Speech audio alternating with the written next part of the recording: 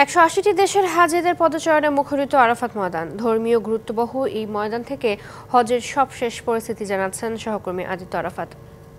লাব্বাইক লাব্বাইক ধ্বনিতে মুখরিত পুরো আরাফার ময়দান। ফজরের নামাজের পর থেকে অর্থাৎ মিনার তাঁবু থেকে আরাফাত ময়দানের উদ্দেশ্যে ছুটে এসেছেন ২০ লাখের বেশি হাজি।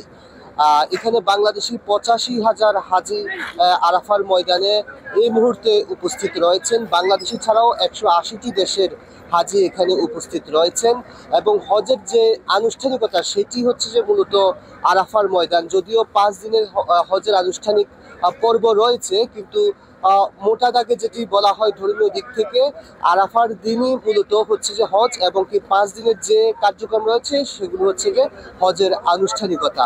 এখানে এখনো পর্যন্ত বাংলাদেশি যেসব হাজি রয়েছেন তাদের বিষয়ে আমরা খোঁজখবর নিয়েছি বাংলাদেশ হজ মিশনে। এখনো পর্যন্ত আমরা কোনো তথ্য পাইনি যে কেউ গুরুতর অসুস্থ হয়েছেন বা কেউ মারা গেছেন। এখনো পর্যন্ত এমন কোনো তথ্য আমরা বাংলাদেশ হজ মিশন থেকে আমরা এখনো পর্যন্ত পাইনি।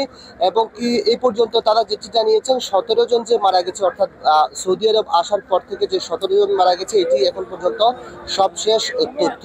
আর যেটি বলা হয়েছে আগে থেকেই সৌদির হজ বিষয়ক হজ এবং উমরা বিষয়ক মন্ত্রণালয় এবং বাংলাদেশ হজ মিশন সহ বিভিন্ন দেশের সংশ্লিষ্ট কর্তৃপক্ষ থেকেও বলা হয়েছিল তাদের দেশের হাজিদের প্রতি যে যারা আরাফার ময়দানে আসবেন তাদেরকে বলা হয়েছিল সানগ্লাস পরার জন্য বাধ্যতামূলকভাবে, এবং কি ছাতা ব্যবহার করার জন্য এবং পর্যাপ্ত পরিমাণ পানি পান করার জন্য বলা হয়েছিল।